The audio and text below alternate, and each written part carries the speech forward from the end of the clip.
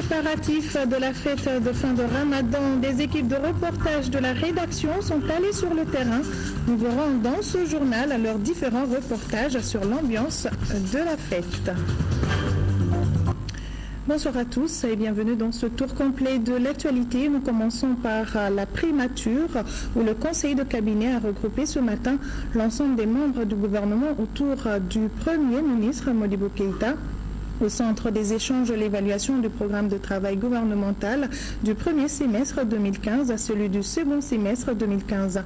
Le conseil de cabinet a également planché sur le décret portant création, organisation et modalités de fonctionnement du comité national de coordination de la mise en œuvre de l'accord pour la paix et la réconciliation au Mali. Notre reporter Boubacar Sissoko a tendu son micro au ministre de l'économie numérique, de l'information et de la communication, porte-parole du gouvernement, Choguel Kokalamaïga, pour plus d'informations. Le premier semestre vient de s'écouler. Le premier ministre a tenu donc à ce que le gouvernement fasse le bilan en termes d'activités gouvernementales. L'ensemble des activités prévues pendant le premier semestre, leur niveau de réalisation, les difficultés qui ont pu empêcher la réalisation de certains projets et les perspectives pour le semestre juillet-décembre. Le deuxième sujet porte sur l'examen de l'ensemble des dossiers par département prévus pour être examinés par le Conseil des ministres dans le courant du deuxième semestre. À l'issue donc de l'examen de ces deux dossiers, le Premier ministre a tiré la conclusion suivante. D'abord, il faut programmer les activités par département en fonction des moyens humains, matériels et financiers et ne pas programmer des activités qui ne peuvent pas être mises en œuvre. Il s'agit donc de rationaliser la programmation des activités au niveau des ministères. Il s'agit ensuite de faire en sorte que ce qui est programmé soit fait. Beaucoup de choses ont été réalisées par les différents ministères, mais des efforts importants restent à faire. La deuxième décision importante que le chef du gouvernement a prise porte sur une question d'actualité, la problématique de la délivrance des passeports. Vous savez qu'il y a près de 500 passeports par jour qui sont délivrés par nos services compétents. Les samedis sont consacrés essentiellement aux Maliens de l'extérieur, où 500 passeports aussi sont délivrés. Malgré tous ces efforts, le sentiment existe au niveau des populations que la question du passeport est une préoccupation majeure. Le Premier ministre a donné donc des instructions très fermes à un comité interministériel qui vient d'être composé afin que dans une semaine ou plus tard, une solution définitive lui soit proposée afin que les citoyens n'aient pas le sentiment qu'acquérir le passeport, c'est une course de combattants. Cette question est très sensible parce ça recouvre aussi des questions de sécurité, comment les passeports sont délivrés aussi bien à l'intérieur qu'à l'extérieur. Les Maliens de l'extérieur sont très nombreux, les évalue entre 4 et 5 millions. Ils sont dans beaucoup de pays avec des réglementations différentes. Tous les citoyens veulent avoir un passeport aujourd'hui. On a l'impression même que tous les Maliens sont en mouvement. Et le rôle du gouvernement étant de faire face aux préoccupations des citoyens, les instructions du Premier ministre vont dans le sens de faire en sorte que les populations sentent que cette question est définitivement résolue. Vous avez parlé des activités gouvernementales programmées au premier semestre 2015. Quelles sont ces activités phares qui ont été réalisées? Ces activités s'inspirent de 2 à 3 documents principaux. Vous avez d'abord le projet du président de la République, qui est la source d'inspiration de l'activité gouvernementale. Vous avez ensuite la déclaration de politique générale du Premier ministre. Vous avez enfin l'accord pour la paix et la réconciliation nationale et les différents engagements internationaux. Voilà les documents de base qui ont servi à construire les activités de chaque ministère de manière qu'en fin d'année, on puisse présenter un bilan dans lequel on puisse trouver qu'est-ce qui a été réalisé par rapport au projet du président de la République, ses engagements vis-à-vis du peuple malien, lequel projet a été traduit en déclaration de politique générale du gouvernement. Chaque ministère identifiera aussi, par rapport à la déclaration de politique générale, qu'est-ce qu'il a pu réaliser, qu'est-ce qu'il n'a pas pu réaliser, pourquoi, afin de faire en sorte que en 2016 les insuffisances soient corrigées et que le document phare qui reste toujours le projet du président puisse continuer à se réaliser. Vous avez ensuite l'accord pour la paix et la réconciliation qui vient d'être conclu. Cet accord impose des obligations à la partie gouvernementale. Et d'ailleurs, l'un des sujets qui a été discuté aujourd'hui, c'est l'examen donc du décret portant mise en place du comité de coordination de la mise en œuvre de l'accord pour la paix et la réconciliation nationale. Et donc, ce document devient un élément de base désormais de l'action du gouvernement. Ça, c'est un troisième document. Et enfin, les différents accords internationaux auxquels notre pays a souscrit. Nous vous l'annoncions hier dans le 20h, les travaux de la 3e conférence internationale sur le financement du développement s'achèvent ce jeudi à Addis Abeba. À la plénière hier, le ministre des Affaires étrangères, de l'intégration africaine et de la coopération internationale a livré le message du président de la République, Ibrahim Boubacar Keïta, un message centré sur les ambitions de développement du Mali déclinées en 3 points. Nous écoutons donc le ministre Diop à la tribune de la conférence. Monsieur le Président, pour réaliser son ambition de développement harmonieux, le gouvernement du Mali a pris certaines mesures que je vais présenter ici en 3 points.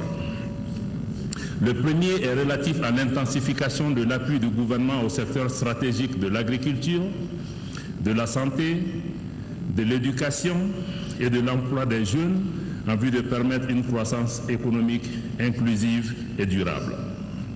Le deuxième point concerne la mobilisation de l'épargne nationale.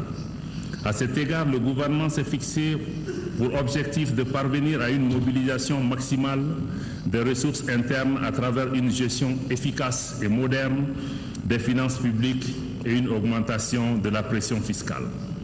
À ce sujet, le gouvernement vient d'adopter un projet de loi qui aligne le taux de pression fiscale nationale sur celui de l'espace Union économique et monétaire ouest-africaine, soit 17% de son PIB. Le troisième point porte sur l'initiative appelée Unit Life. Le gouvernement du Mali soutient fortement et encourage cette initiative dont le principe simple repose sur l'affectation à la lutte contre la malnutrition d'une part infime des richesses immenses créées par l'utilisation et l'exploitation des ressources extractives en Afrique, et ceci afin que la mondialisation de la solidarité répondre à la mondialisation de l'économie. À travers cette initiative, le gouvernement du Mali envisage de prélever un infime pourcentage sur les revenus issus de l'exploitation de l'industrie extractive en vue d'investir les fonds ainsi générés dans la lutte contre la malnutrition dans notre pays, ce qui constitue un investissement important dans nos ressources humaines. Des propos recueillis par Alassane Djambélé. Ici à Bamako, le ministre de l'Administration territoriale et de la décentralisation a rencontré les partenaires techniques et financiers pour la mise en œuvre et l'atteinte des chantiers de la décentralisation. La rencontre a lieu tous les 3 mois. On fait le point avec Al-Jumatina. Acteurs incontournables dans la mise en œuvre et de la réussite des grands chantiers de la décentralisation, les partenaires techniques et financiers étaient au ministère de l'Administration territoriale et de la décentralisation. Pour cette 2e rencontre trimestrielle, les échanges ont porté sur les évolutions enregistrées dans le domaine des transferts de compétences et des ressources de l'État aux collectivités territoriales. Sur cet aspect, les partenaires techniques et financiers ont été largement éclairés à travers l'exposé de la Direction générale des collectivités territoriales, l'élaboration du document cadre des politiques nationales de décentralisation, la mise en œuvre des agences de développement régional, l'opérationnalisation des contrats plans État et région ou district sont entre autres points débattus lors de la rencontre. À ces chantiers S'ajoute la mise en œuvre des engagements pris par le gouvernement en signant l'accord pour la paix et la réconciliation. Sur ces chapitres, le ministre de l'administration territoriale et de la décentralisation, Abdoulaye Idrissa Maïga, a rassuré les partenaires techniques et financiers par rapport à la volonté du gouvernement à tout mettre en œuvre pour la réussite du processus de décentralisation, particulièrement la régionalisation, qui, selon lui, est une étape décisive pour renforcer la paix. C'était un échange important entre les bailleurs de fonds intéressés dans la décentralisation du pays et le ministre sur des étapes prochaines, concrètes, pour renforcer la décentralisation au Mali. On a bien beaucoup apprécié les informations qui ont été données et ça nous aidera de continuer à travailler ensemble dans ce processus tellement important pour le pays. L'accompagnement des PTF soit là, c'est pourquoi nous nous sommes rassemblés dans ce groupe de travail décentralisation dans lequel se trouvent tous les partenaires techniques et financiers. Et comme on a déjà exprimé lors de ces états généraux de la décentralisation 2013, les PTF, vous allez accompagner dans cette démarche si importante.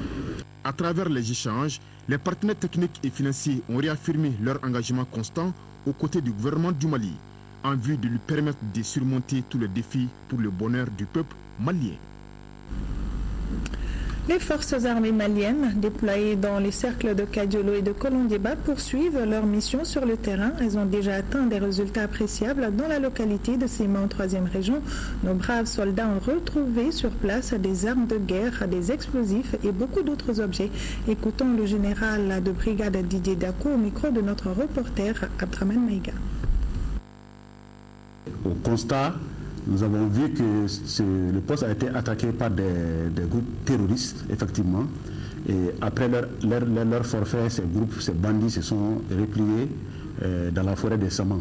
Et ces informations nous ont été données essentiellement par la population de Misséni jusqu'à Saman, partout où les groupes ont passé. C'est la population qui nous a donné les informations et c'est comme ça que nous sommes rendus compte que ces groupes se sont retirés dans la forêt de Saman et leur présence dans cette forêt était même ignorée des populations jusqu'à ce moment-là. C'est essentiellement par rapport à cette raison que la deuxième mission a été conduite dans le secteur de Kolondéba essentiellement, comme vous l'avez dit, c'est Fakola et Saman pour vraiment voir exactement qu'est-ce qui se trouve là-bas par rapport au dispositif de ces éléments. Encore une fois, c'est avec l'appui du ministre de la Défense et du chef d'état-major que nous avons déployé des éléments dans ce secteur pour circonscrire le périmètre sanctuaire de ces éléments. Et à présent, nos éléments sont sur place là-bas.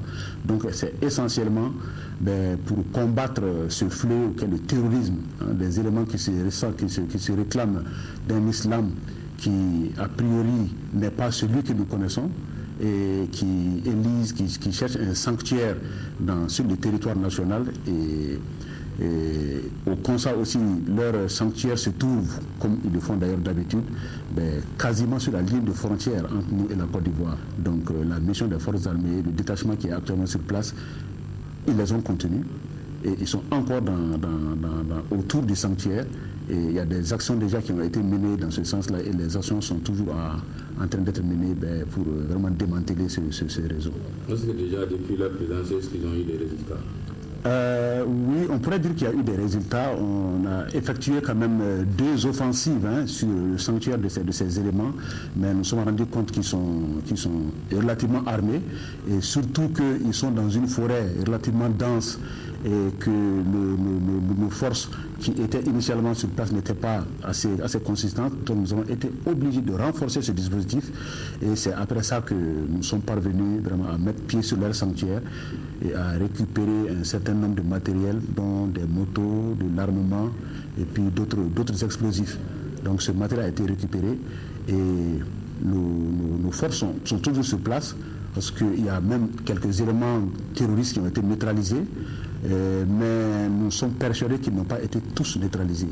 Et c'est par rapport à cette situation que nos forces restent toujours sur place et elles sont en train de les traquer jusque dans leur dernier retranchement. En réalité, nous remercions d'abord très sincèrement les populations de Misséni jusqu'à dans le cercle de Kolondéba. pour l'engagement dont elles ont fait montre par rapport aux informations qu'elles nous ont données. Je remercie pour tous les apports en information que les populations nous ont donnés et nous les exhortons à encore beaucoup plus de collaboration avec nous parce que comme on le dit d'habitude, les populations constituent les yeux et les oreilles des forces. C'est à ce seul prix qu'on peut vraiment avoir des bonnes informations et mener des actions qui portent des résultats.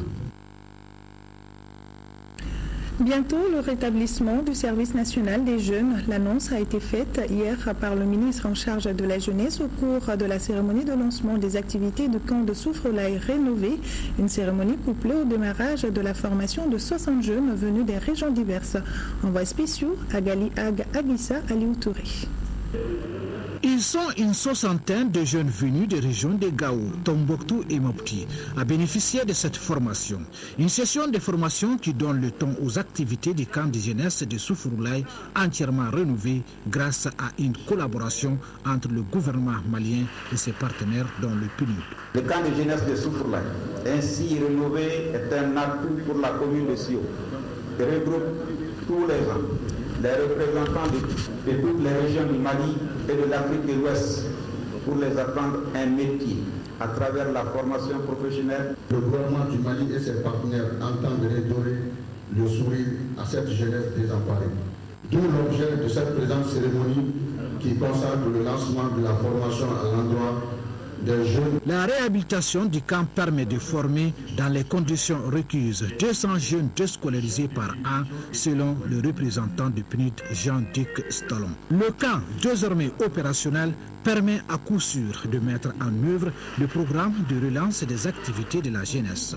Dans cette dynamique et en exécution des instructions de son Excellence M. Ibrahim Boubacar Keïta, président de la République, chef de l'État, et celle de M. le Premier ministre, chef du gouvernement, mon département a entrepris dans le domaine de la jeunesse plusieurs chantiers parmi lesquels on peut citer le rétablissement prochain du service national des jeunes, l'élaboration d'un programme national d'éducation à la citoyenneté, l'organisation des vacances citoyennes et la mise en place de programmes ambitieux pour la formation et l'insertion des jeunes.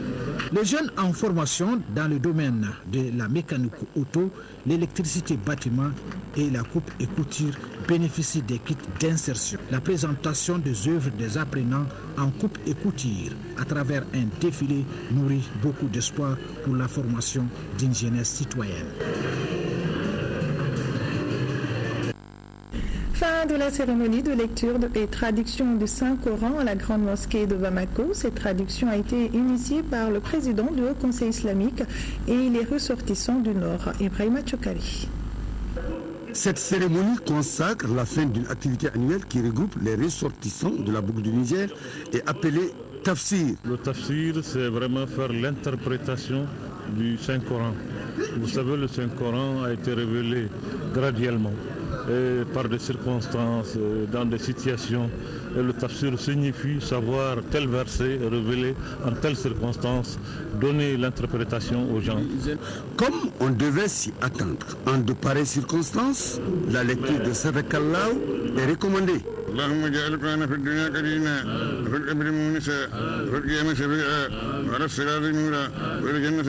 La cérémonie a pris fin par des prières et des bénédictions pour la Oumma islamique et pour le Mali. اللهم صل على سيدنا محمد في الأولين وصل على سيدنا محمد في الآخرين وصل على سيدنا محمد في النبيين وصل على سيدنا محمد في المرسلين. Ouvrons le chapitre consacré à la fête de l'Aïd el-Fitr. Que signifie cette célébration? A-t-elle une dimension sociale? Quels sont les différents comportements que les musulmans doivent adopter le jour de la fête et pourquoi l'aumône? Élément de réponse dans ce reportage d'Alpha Maïga.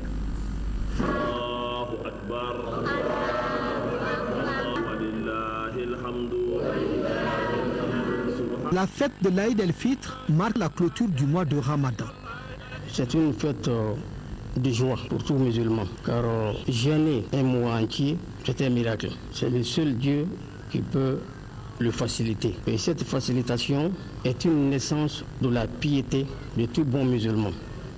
Un musulman qui a pu quand même remplir ses devoirs religieux pendant 29 ou 30 jours et doit remercier infiniment le Seigneur.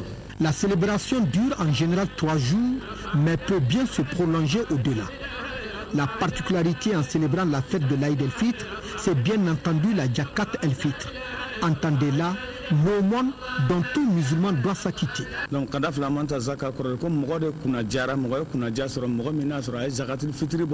l'aumône qu'on fait ce jour, c'est par solidarité avec les nécessiteux.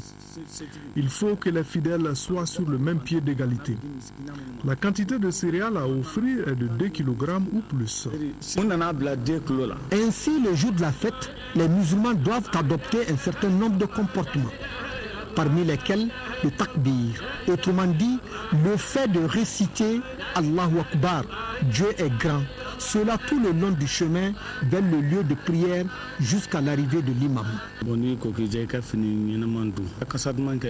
Se réveiller avec joie et entrain, porter de beaux habits et se parfumer. En sortant de la maison, réciter Allahu Akbar, Dieu est grand. Et puis prendre le petit déjeuner. Enfin, revenir à la mosquée par une autre route que celle qu'on a empruntée à l'aller.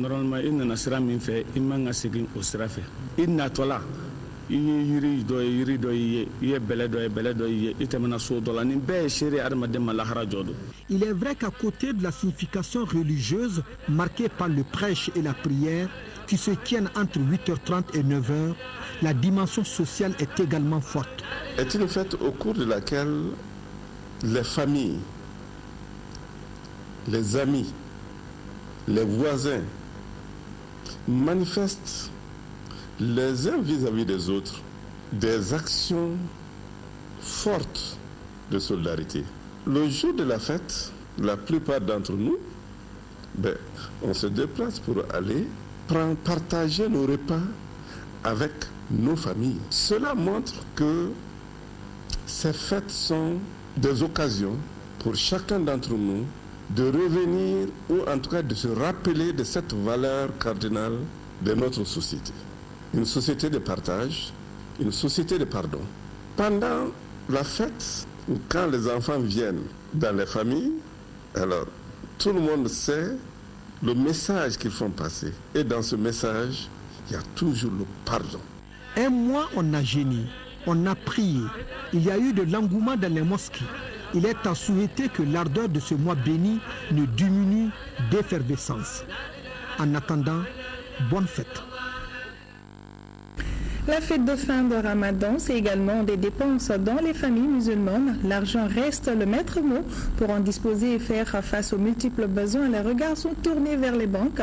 Retraits, prêts sont entre autres services très sollicités au niveau des structures bancaires, toutes choses qui entraînent une grande affluence et les clients sont partagés entre satisfaction et déception. Faisons donc un tour du côté des banques avec Ramata Konaté. Comment préparer la fête de l'Aïd el-Fitr 2015 coïncidant à la mi-juillet, une équation qui semblait difficile pour bon nombre de salariés.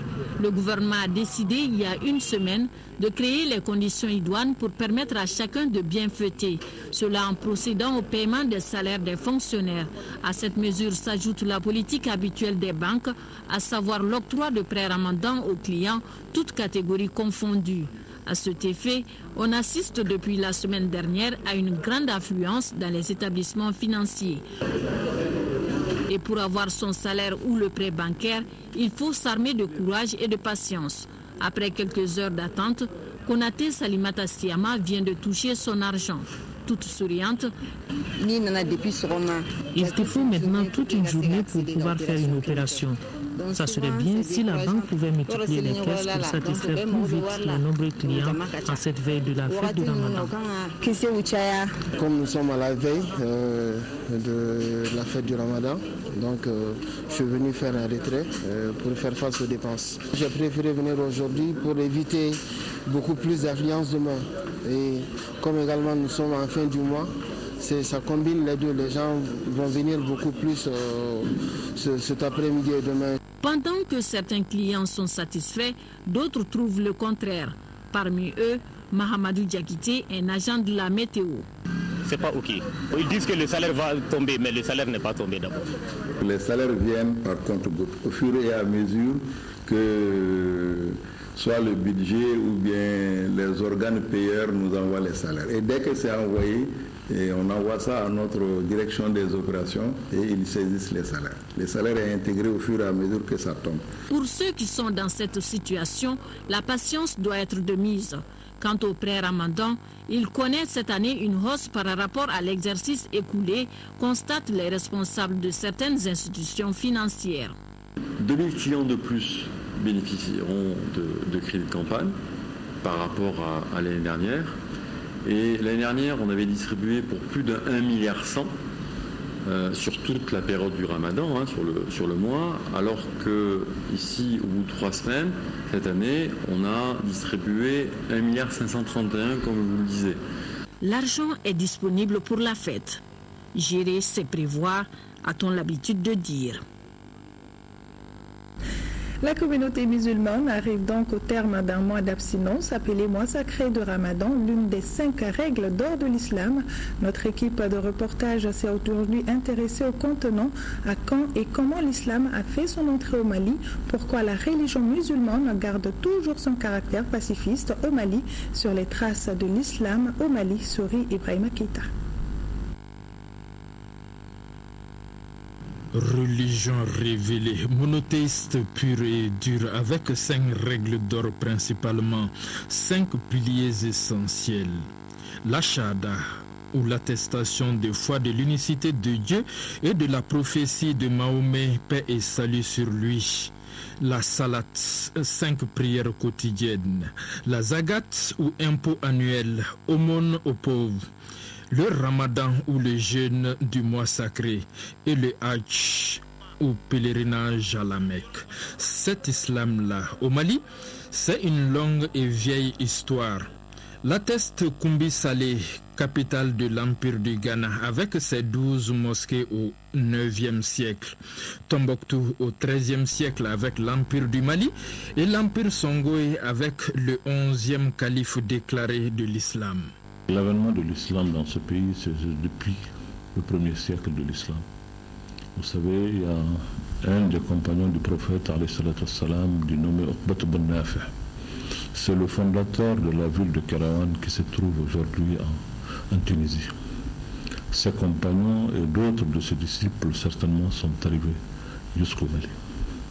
Donc, l'avènement de l'islam, depuis le 1er siècle de l'islam est là. C'est au temps de l'Empire de Ghana qu'on peut situer quand est-ce que l'islam est rentré au Mali. La date d'existence de l'Empire de Ghana montre que l'islam est rentré très tôt au Mali. Le deuxième point pour appuyer cela, c'est que la ville de Guéné a été fondée, l'actuelle ville a été fondée en l'an 800, d'après Delafosse. En l'an 800, l'islam était à Guéné. Parce que celle qui a été amurée, qui était Pama, son nom était Fatmata Kayantaou. Fatmata déjà dans une ville, c'est qu'il y a l'islam d'abord dans cette ville. C'était en l'an 800. Et le roi de Guéné, qui a donné une partie de son palais pour construire l'actuelle mosquée, avait autour de lui ce jour-là, quand il abjurait le paganisme et allait à l'islam, il y avait 4200 oulémas qui étaient présents à Guéné. La ville de Tombouctou a été fondée dans l'islam. Elle n'a pas connu. Et la ville de Tombouctou a fêté son millénaire il n'y a pas longtemps. Tombouctou est né vraiment avec l'islam. L'islam a eu vraiment une forte influence à Tombouctou, grâce surtout à la cohésion sociale qui existait entre les gens et grâce aussi à l'implication des autorités, en tout cas vraiment des rois, dans le développement même de l'islam. Donc c'est pour cela que vous avez vu à Tombouctou, si vous prenez les livres d'histoire, on vous dira que Tombouctou est une ville où il n'a jamais eu des idoles qui ont été adorées ici. Donc c'est une ville vraiment d'excellence. au sud du Sahara, dont vraiment presque on peut dire que la plupart des autres villes même de l'Afrique se sont ressourcées à Tombouctou. L'islam est rentré au Mali selon Tariq as-Soudan dans le premier siècle de l'islam, mais précisément à Gao, c'est l'an 400 de l'Hégire qui correspond à l'an 1009 grégorien. Donc c'est à partir de là que le roi Zakosei, le 15e roi Zakosei, comme on appelle, est rentré lui-même personnellement en islam. Pour illustrer tout cela et en savoir vraiment le lien entre l'islam et notre pays, il faut certainement évoquer le grand pèlerinage mémorable de Askia Mohammed qui a eu lieu en 1495, où il est parti à la Mecque. Il a rencontré le shérif qui était le gouverneur de la cité sainte à l'époque, c'était le shérif Hassan Moulay al-Abbas. Il y a eu un événement à cette occasion, c'est que le shérif a intronisé Askia Mohammed comme étant le calife de l'islam que le prophète a prédit pour toute l'Afrique noire. Quand il l'a introduit et il l'a intronisé en lui posant un bonnet vert sur la tête, ensuite en l'enroulant d'un turban blanc, et il dit à l'endroit de l'assistance qui témoignait, poser un acte. Celui-là est le 11e calife orthodoxe que le prophète a prédit. Il est le 11e. Pour vous dire combien il y a un lien qui nous unit, nous, avec l'islam. Si il est dit que le 11e calife de l'islam orthodoxe, il est le 11e parmi les 12 que le prophète a prédit.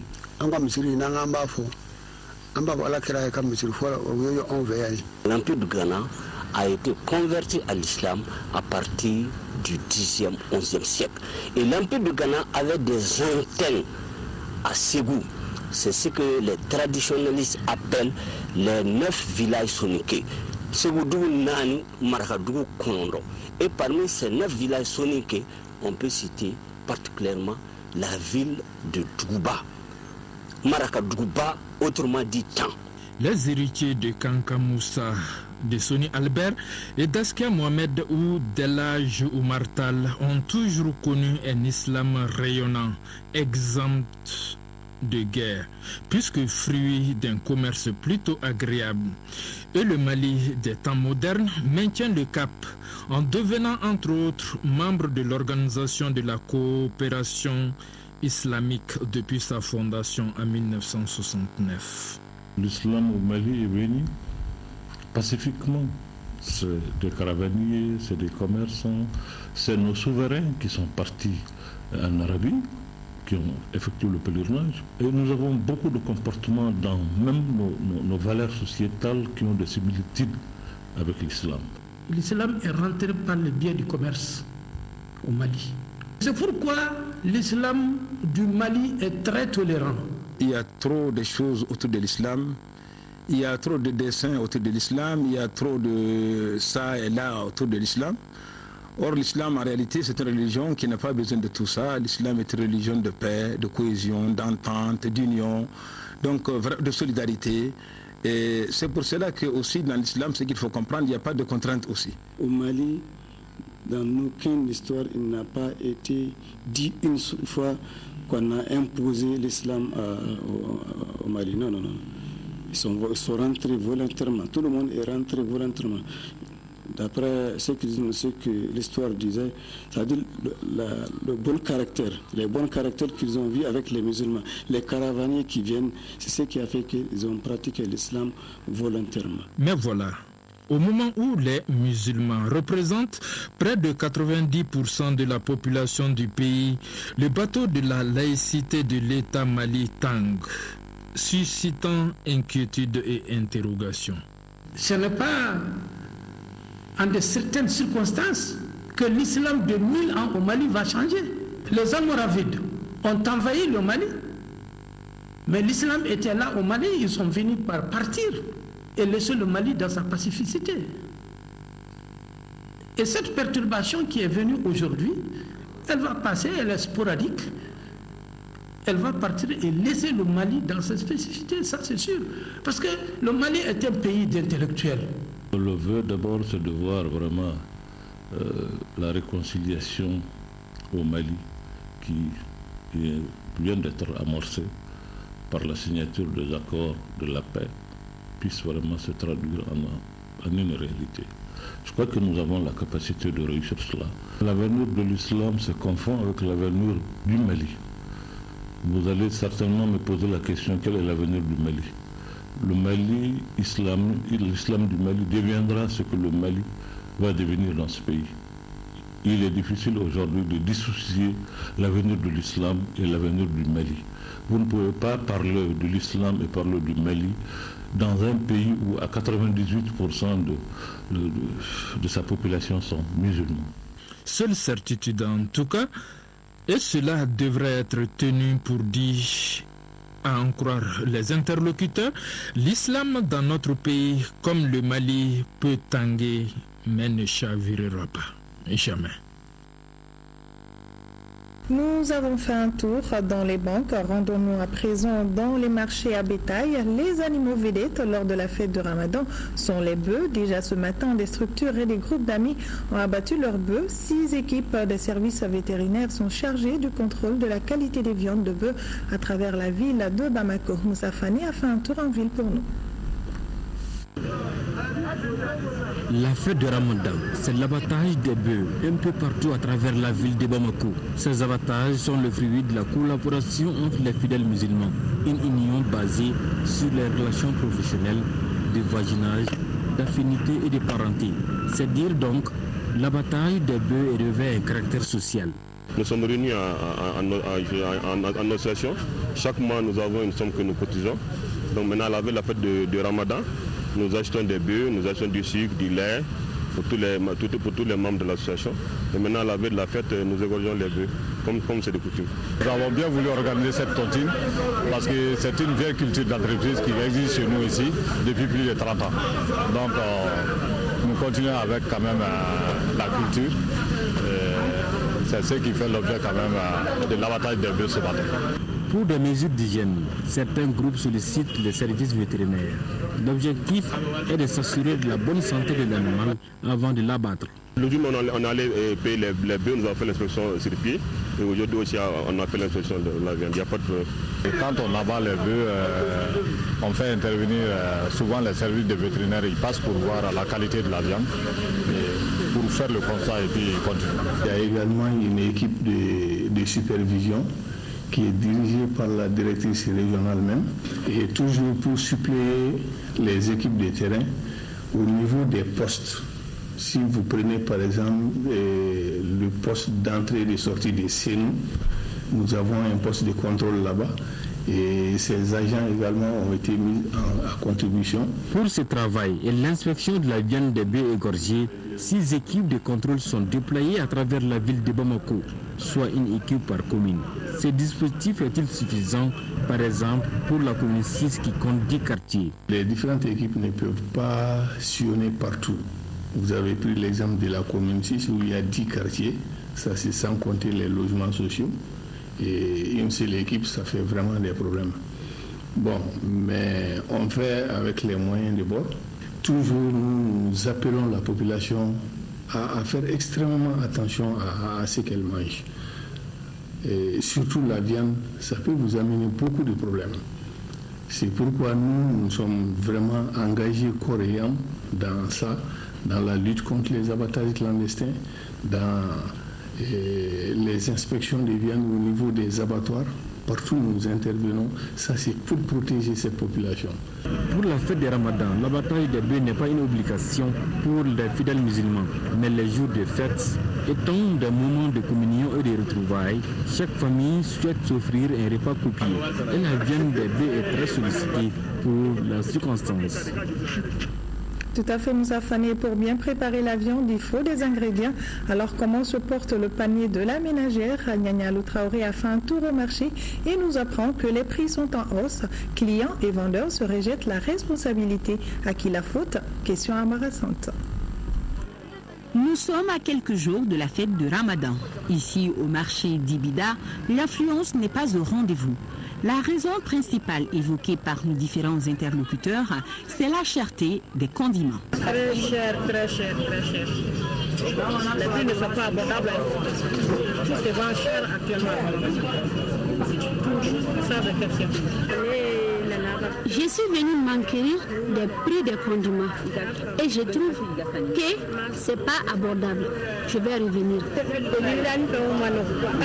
Pour réponse, les vendeuses se plaignent des grossistes. Je suis vendeuse de légumes au marché du Bida. Tous les prix ont augmenté. Le sac de poivrons de 5 000 francs CFA est donné à 26 500 francs CFA. Nos revendeurs sont trop chers. En cette veille de fête, c'est les fourneaux et les couscous marocains qui ont la cote. Le paquet de fourneaux est donné à 1000 francs CFA, alors qu'on le donnait à 750 francs CFA. Pour le piment, le sac était à 15 000 francs CFA et aujourd'hui, c'est à 37 500 francs CFA. Tout ce qui vient de l'extérieur est cher. Et ici, au Dubida, on veut donner que de la qualité. Du côté des vendeurs de volailles, la même remarque est faite. Tout est cher et la vente est lente. Le prix du poulet commence à 2500 jusqu'à 4000 francs CFA. Les fautifs, ce sont ceux qui amènent de la volaille de la bourse. Ils sont trop chers. Nous, c'est les autorités qui ne nous facilitent pas notre travail. Faire venir de la volaille à Bamako relève du parcours du combattant aujourd'hui. À notre passage, le marchandage se faisait autour d'une pintade. Cédée par son vendeur à 5500 francs CFA l'unité, la cliente n'en revient pas.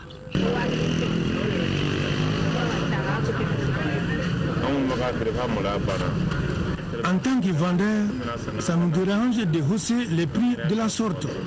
Moi-même, je l'ai acquis cette pintade à 5000 francs CFA. Très prisée pendant la fête de l'Aïd el-Fitr, la viande de bœuf. Le kilo au marché commence à 2200 francs CFA. C'est le plus cher, c'est 2200, 2500, 2600 le kilo.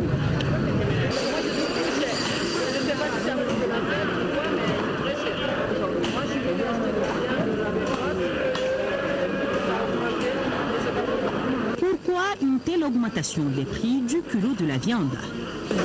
Il y a pénurie de bœuf. Tout le bétail est exporté. Donc le prix qui reste est cédé à des prix astronomiques. Bon gré, mal gré, la fête de Ramadan se fera avec cette cherté du marché. Les ménagères feront le nécessaire pour la rendre la plus agréable possible au grand bonheur de toute la famille. La fête, c'est également les habits. Hommes et femmes remplissent les salons de couture, certains pour récupérer leurs habits déjà faits et d'autres pour chercher des prêt-à-porter. Ces prêt-à-porter en bazin sont disponibles dans beaucoup de boutiques. Les prix varient selon les modèles de 50 000 à 150 000 francs CFA. Sira Batili et Abdoulaye Diarra ont fait le tour de quelques salons de couture, suivant le dossier.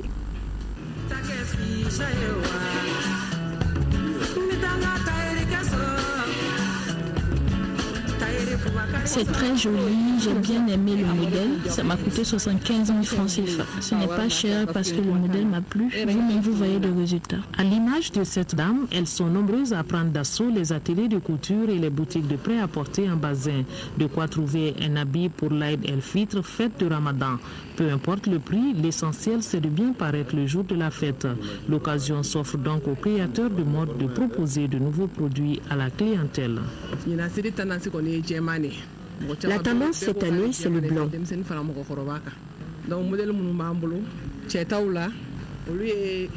Nous en avons en boubou brodé à la main. Cet autre modèle est appelé Polman et la garniture qui est dessus est appelée Autriche. Les clients aiment beaucoup aussi les pailles wax avec perlage. Nous avons une vingtaine de tailleurs de spécialités différentes et de nationalités différentes. En fait, oui, ça va, nous pouvons le dire que ça va, mais c'est pas comme tous les autres années. Avec la crise, on le sent, mais nous avons une clientèle qui est bien fixée.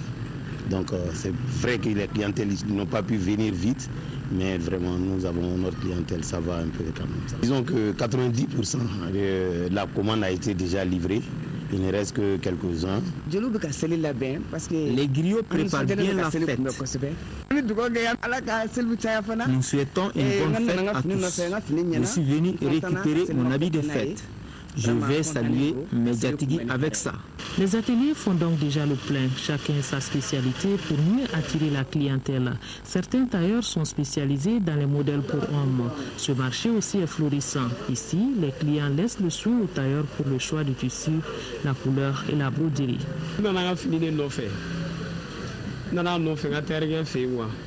Je suis venu récupérer mon habit chez mon tailleur. Celui qui coud mes habits pendant la fête. Ça fait 2 semaines que j'ai donné mon habit pour la couture. C'est prêt et je suis content du résultat. Maintenant, les hommes aussi aiment les jolis modèles. Ils préfèrent les belles créations. Autrefois, le tissu était fait en veste et modèle abagos, mais présentement, il y a des innovations. Nous faisons des boubous en tissu et des abagos brodés de nouveaux modèles de bazin aussi. Style, mode et créativité. Certaines promotrices de salons de couture font non seulement du prêt-à-porter, mais elles proposent également à la clientèle du bazin teint sur place. C'est le cas de Ama Fofana. Elle a une équipe de teinturières, de tapeurs de bazin pour la brillance et ceux qui font les motifs sur le bazin. Les commandes fusent de partout en cette fête de Ramadan. Allô? Oui. Je reçois comme ça les commandes des clients. J'ai servi mes clients de Conakry, d'Abidjan, de Lomé et de Lagos. J'ai commencé la teinture en même temps que la couture. J'ai commencé avec une machine. Je vends des habits pour hommes et femmes. C'est bénéfique de faire les deux à la fois. Je suis venue récupérer mon habit, donc il y avait un retouche à faire. Comme la fête s'est déjà arrivée, je suis venue faire ça. Et quel modèle tu as choisi? C'est en robe et puis jupe quoi. Le prêt-à-porter en bazin est donc devenu un créneau porteur. C'est pourquoi beaucoup de promotrices de salons de couture ont des boutiques de vente pour satisfaire les clients de dernière minute. Je fais du prêt-à-porter. Si vous amenez vos tissus, on fait la couture. Si vous avez besoin déjà prêt, on le fait aussi. Cette fois-ci, le marché est un peu lent. Les gens disent qu'il y a la pauvreté, mais on est là quand même si c'est à la veille. Il y a toujours quelque chose de déjà prêt pour hommes, pour femmes. Il y a une petite de vente pour qu'il y ait prêt-à-porter. Nous avons cette boutique de vente de prêt-à-porter pour les clients de dernière minute. Tout le monde n'a pas le temps d'aller acheter le bazin et d'aller chez le teinturier.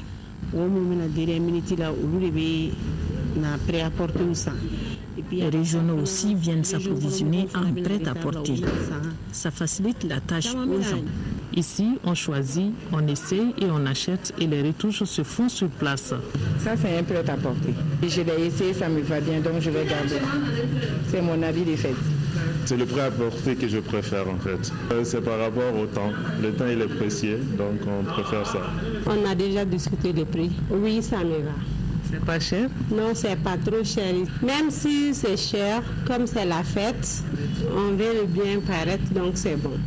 Même si on parle de crise, les tailleurs sont envahis par les commandes pour cette fête qui boucle le mois de Ramadan. Très enthousiastes et disposés à satisfaire la demande de leurs clients au goût très différent, nombreux sont les couturiers qui dorment très peu. Il y a de quoi, car c'est la dernière ligne droite et le temps, c'est de l'argent. En tout cas, beaucoup de modèles sur le marché.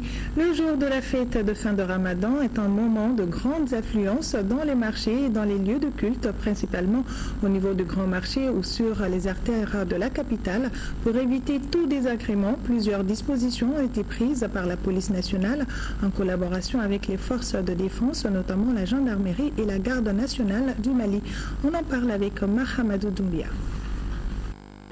À quelques encablures de la fête du Ramadan, les marchés sont assez bondés, tant par les commerçants, revendeurs, acheteurs ou autres curieux. À ce spectacle tohu-bohu s'ajoutent des embouteillages assez fréquents où des véhicules, Sotrama, pousse-pousse, s'entremêlent à défaut de pouvoir circuler. Ils restent figés. Curieusement, même les piétons parfois ne savent où donner de la tête. Et face à la furie des petits revendeurs, l'anneau Sotrama est par endroits entrecoupé. Pour éviter de telles situations ailleurs susceptibles d'aggraver les embouteillages, la police veille. Par rapport à la fête de Ramadan, nous avons pris des dispositions de sécurité et de fluidité par rapport à la circulation routière. Les effectifs de police déployés d'ordinaire dans les carrefours ont été renforcés. Nous avons également renforcé toutes les petites intersections pouvant faire l'objet de cas de bouchons ou d'embouteillage. Nous avons déployé des motards sur les dérivés du district de Bamako. Leur mission consiste à faire la navette entre les différents actes pour éventuellement signaler ces mêmes cas de bouchons. Il y a une disposition particulière, une intention particulière faite sur la mosquée, la grande mosquée, où le président de la République va prier, et tout le gouvernement, et puis les corps diplomatiques, une attention particulière et des dispositions particulières sont prises à ce niveau-là.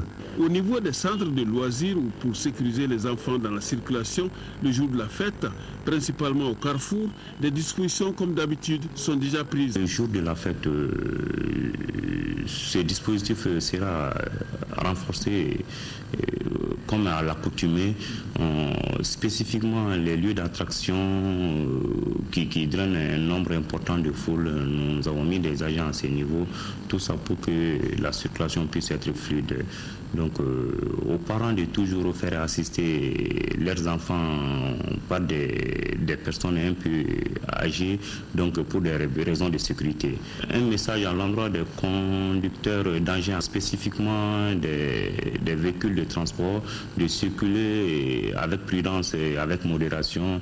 Le jour de la fête est une journée qui draine énormément d'enfants dans la rue, donc de tout faire pour circuler avec modération. Au-delà des dispositions sécuritaires, moi je voudrais que la population puisse encadrer les enfants. Mais ensuite, ils ont les numéros verts. Le 80 333 et le 80 0011 15. Et puis, il y a les commissariats les plus proches. Chaque fois qu'il y a des problèmes, on peut s'adresser à son commissariat qui est le plus proche. Au commissariat le plus proche, on peut aller là-bas et tout de suite, les actions peuvent se mener aussitôt pour au moins amoindrir le dégât. Pour faciliter ces tâches, les populations doivent aider la police et les forces armées dans leur mission de tous les jours. Même exercice avec le Conseil communal de la jeunesse de la commune 4 en partenariat avec la Naser. Cette campagne routière sur la route nationale RN5 vise à sensibiliser les usagers sur les méfaits de l'insécurité routière sur nos voies, surtout le jour de la fête. Reportage à Fadema Keita.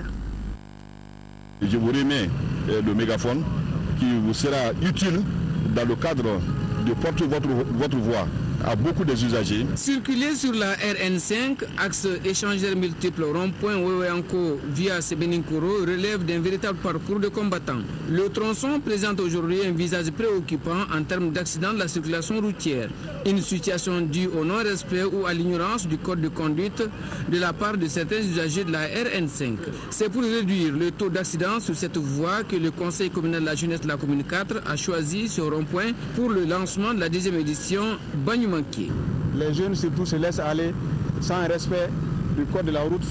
La vitesse réglementaire n'est pas respectée. Les sens giratoires ne sont pas respectés. Les panneaux non plus ne sont pas respectés. Au niveau des passerelles, là où les piétons doivent emprunter, ces passerelles ne sont pas empruntées par ces piétons-là. Nous nous sommes sentis interpellés. C'est dans ce sens que nous avons initié cette activité dénommée Bagnou Manqué. L'initiative va en droite ligne des préoccupations du département des transports et structures rattachées. Je voudrais donc demander aux jeunes Banyumanké d'être des modèles au cours des opérations de sensibilisation. En un mot, d'être courtois avec les usagers de la route. La préservation des vies n'a pas de prix. La campagne de sensibilisation dénommée Banyumanké, ainsi lancée par les jeunes de la commune 4, a pour but de sauver des vies humaines. Et oui, ambiance, mais prudence. Voilà, nous reformons le chapitre consacré à la fête et nous allons parler de cette action humanitaire du député Karim Keïta. Il a distribué de la viande et des repas chauds aux couches les plus vulnérables de la commune 2 du district de Bamako. Nyanya Alou Traoré était présente pour nous. L'instant est significatif et plein d'attention. C'est avec les fidèles musulmans de la mosquée Salam à l'hippodrome que le député de la commune 2, Karim Keïta, a choisi de rompre le jeûne.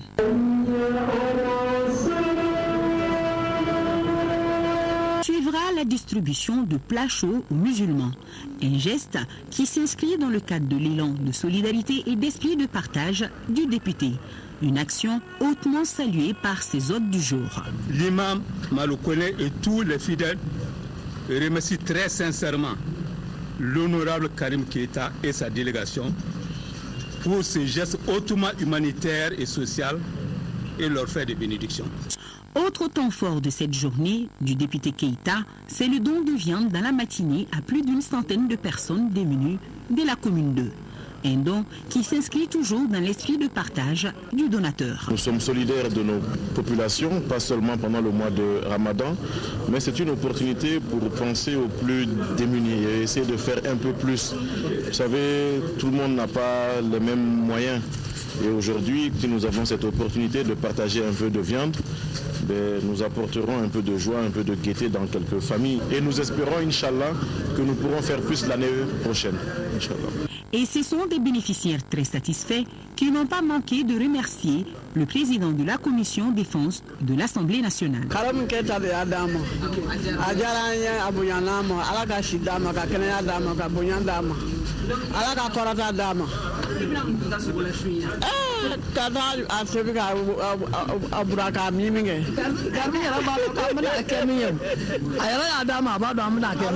Les services sociaux de l'armée ne sont pas restés en marge de cette donation.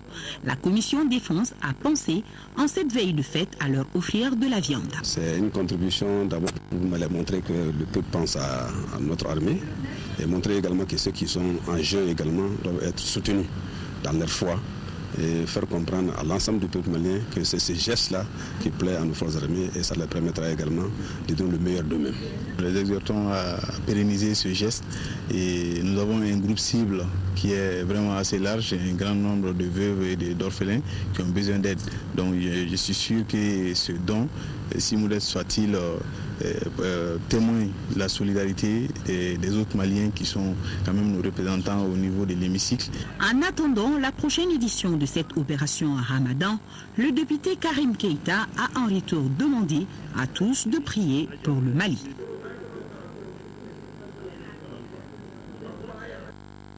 En 5e région, le RPM a offert un don à la communauté musulmane de la ville de Djinné. Ce geste s'inscrit dans le cadre de l'opération Sunakari, initiée par le Bureau politique national du parti pour venir en aide aux démunis. Reportage Yacouba Maïga.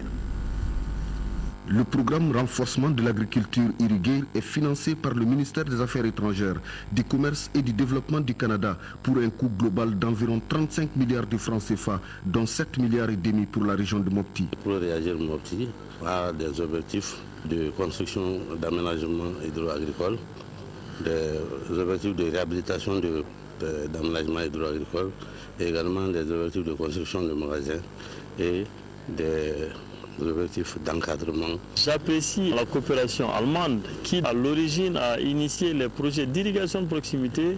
Sur la base de cette expérience, la coopération canadienne est venue pour dire qu'effectivement, nous ne dupliquons pas nos interventions, nous nous alignons à vous vu votre expérience. Je félicite cette initiative qui demeure quand même une réponse effectivement aux difficultés de nos populations. Ces actions, une fois réalisées, vont contribuer à aménager, réhabiliter et consolider au moins 19 000 hectares de nouvelles terres agricoles irriguées pour une production annuelle supplémentaire attendue de près de 24 800 tonnes de céréales, dont 19 000 tonnes de riz et plus de 63 400 tonnes de produits maraîchers. Ceci consacre bien évidemment la volonté expresse de son Excellence, Monsieur le Président de la République, d'allouer 15% du budget de l'État au secteur de l'agriculture.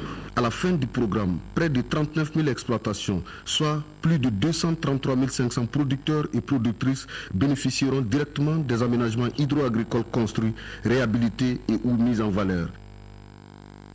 Vous l'aurez compris, nous avons eu un petit problème d'aiguillage. Suivant également ces remises de dons en brève avec Bédi Koné. L'association des éditeurs de la presse privée, ACEP, donne à ses membres de la viande pour la fête des Ramadan. L'agence de voyage STV estime que cette œuvre est noble et salutaire. C'est pourquoi elle apporte son aide aux journalistes en leur offrant des bœufs. La CMDT, la BMS et PMI Mali ont également offert des bœufs à l'ACEP et aux journalistes de la revue en langue nationale bambara d'une dizaine de radios de la place. En plus des bœufs, l'ACEP a offert un dictaphone. Par ces gestes, les donateurs veulent renforcer les liens d'amitié entre eux et les journalistes.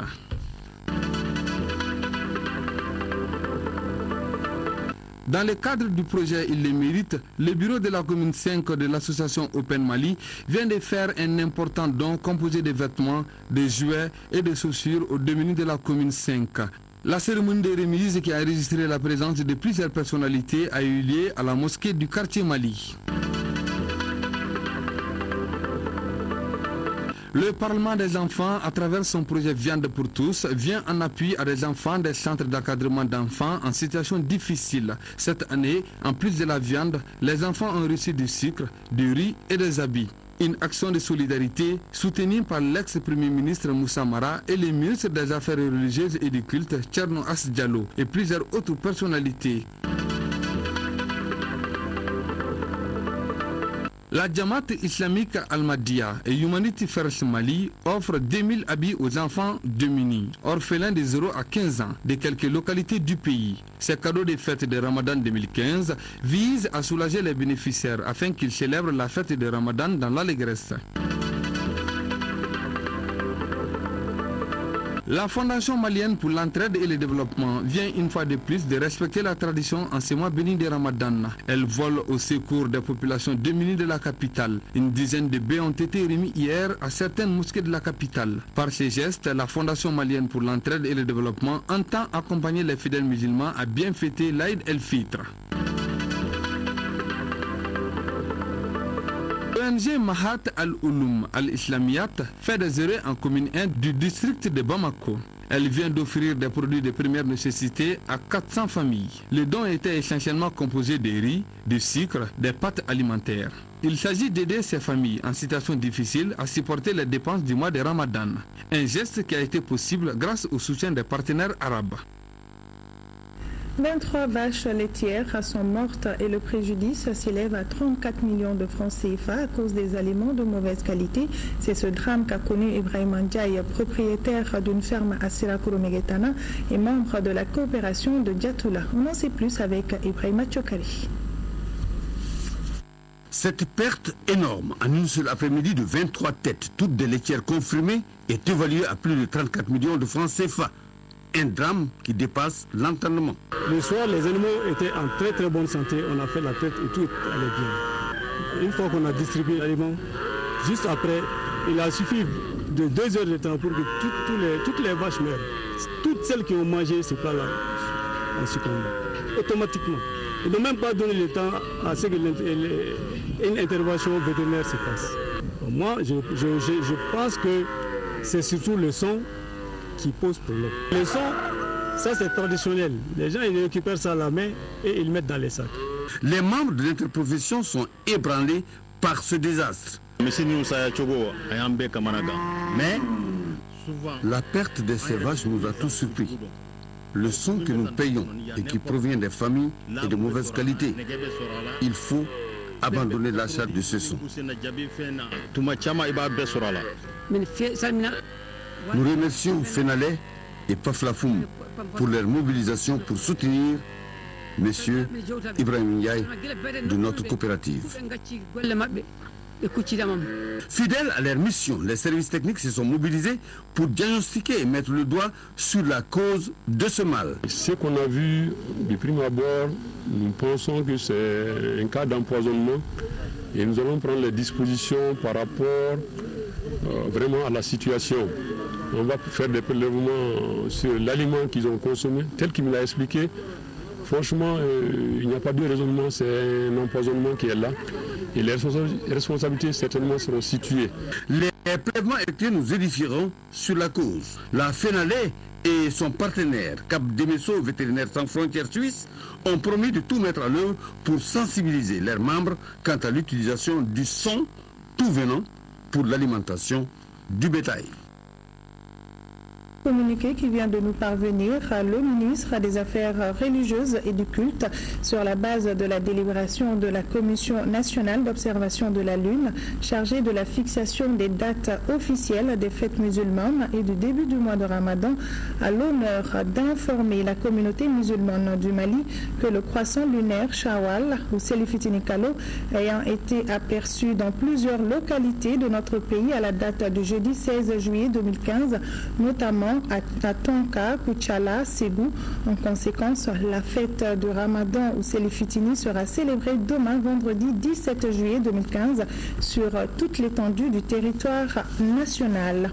Et ce message du président de la République, Ibrahim Boubacar Keïta, président de la République, chef de l'État, à la communauté musulmane du Mali à l'occasion de la célébration de l'Aïd el-Fitr 2015. Par la grâce d'Allah, le Mali célèbre ce vendredi 17 juillet la fête de l'Aïd el-Fitr ou Selifitini, à l'instar de nombreux pays de la Oumma islamique. Je saisis cette heureuse occasion pour adresser mes vœux fraternels de santé, de prospérité et de bonheur aux fidèles musulmans du Mali ainsi qu'à leurs coréligionnaires du monde entier. J'associe à ces vœux nos concitoyens d'autres confessions religieuses, les étrangers qui nous font l'amitié de s'établir chez nous et ceux qui fêtent avec nous, ainsi que plus largement tous les amis que compte le Mali de par le monde.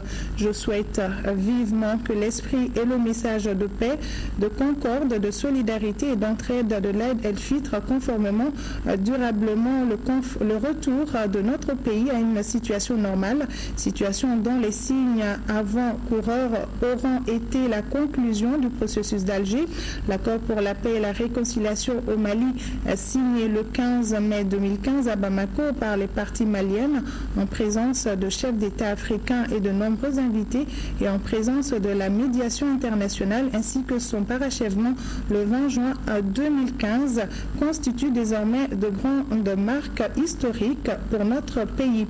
Certes, le chemin qui conduit à la paix définitive reste encore long. Il sera couvert d'innombrables obstacles que seule la confiance instaurée entre les frères maliens et la volonté commune de s'investir résolument pour la construction du Mali aideront à faire évoluer vers un aboutissement heureux, c'est-à-dire un développement rapide, harmonieux et stable pour le bonheur exclusif des Maliennes et des Maliens. Qu'il ne soit permis d'exprimer de nouveau ma gratitude à la médiation internationale avec l'Algérie comme chef de file pour son accompagnement responsable et déterminant qui a conduit à l'aboutissement heureux du processus. Au moment où s'achève le mois de carême, il me plaît de saluer l'élan de générosité des Maliennes et des Maliens qui a permis aux plus humbles d'entre nous d'accomplir dignement leurs devoirs religieux.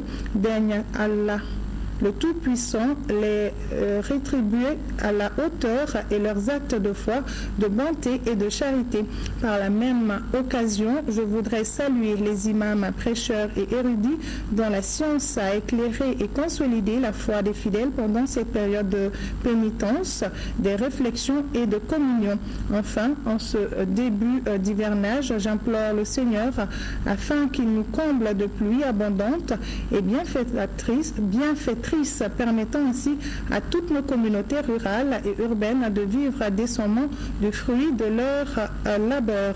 Grâce soit rendu à Allah subhanahu wa ta'ala, qui nous permet de célébrer l'Aïd el-Fitr cette année dans la paix et dans la communion, source de nouvelles espérances pour un Mali nouveau. Salamu alaikum rahmatullahi wa ta'ala. Koulouba, le 16 juillet 2015, le président de la République, Ibrahim Boubacar Keïta. À présent, voici le message du Vatican pour le mois de Ramadan, l'Aïd el-Fitr. Les catholiques du monde entier se joignent à moi pour vous adresser nos meilleurs vœux pour une joyeuse célébration d'Aïd el-Fitr. Pendant le mois de Ramadan, vous observez de nombreuses pratiques religieuses et sociales comme le jeûne, la prière, l'aumône, l'assistance aux pauvres et la visite aux membres de la famille et aux amis. Que les fruits de ces bonnes actions enrichissent votre vie. D'après le Saint-Pape Jean-Paul II, les chrétiens et les musulmans ont le privilège de la prière. Notre prière est urgente pour la justice, pour la paix et la sécurité dans le monde, pour ceux qui se sont égarés du vrai chemin de la vie et commettent la violence au nom de la religion, afin qu'ils puissent revenir à Dieu et changer de vie pour les pauvres et les malades. Nous sommes tous conscients de la gravité de ces crimes en eux-mêmes. Toutefois, ce qui les rend encore plus odieux dans la tentative de les justifier au nom d'une religion, il s'agit d'une manifestation évidente de l'instrumentalisation de la religion pour obtenir pouvoir et richesse. Nos fêtes religieuses, entre autres, nourrissent en nous l'espérance envers le présent et l'avenir. C'est avec espérance que nous regardons vers le futur de l'humanité, en particulier quand nous faisons de notre mieux pour que nos aspirations légitimes deviennent réalité. Avec le pape François, nous souhaitons à vous tous que les fruits du Ramadan et la joie d'Aïd el-Fitr apportent paix et prospérité, favorisant ainsi votre croissance humaine et spirituelle. Bonne fête à vous tous. Également, ce communiqué, le ministre du Travail, de la fonction publique et de réforme de l'État communiqué, ainsi libellé, en application des dispositions de la loi numéro 05-040 du 22 juillet 2005 relative aux fêtes légales en République du Mali. La journée de vendredi 17 juillet 2015, fête de Ramadan, est chômée et payée sur toute l'étendue du territoire national. Après ce journal, vous pourrez suivre le magazine sur la mission du ministre des Maliens de l'extérieur dans les cercles de Bafouladé et Caille à propos des victimes du naufrage survenu dans la nuit du 18 au 19 avril 2015. Nous arrivons donc au terme de ce journal. Merci à vous de l'avoir suivi et merci à toute l'équipe qui m'a aidé à le réaliser par ma voix. Toute la rédaction vous souhaite une très bonne fête et que Dieu protège notre chère patrie. Bonne soirée à tous.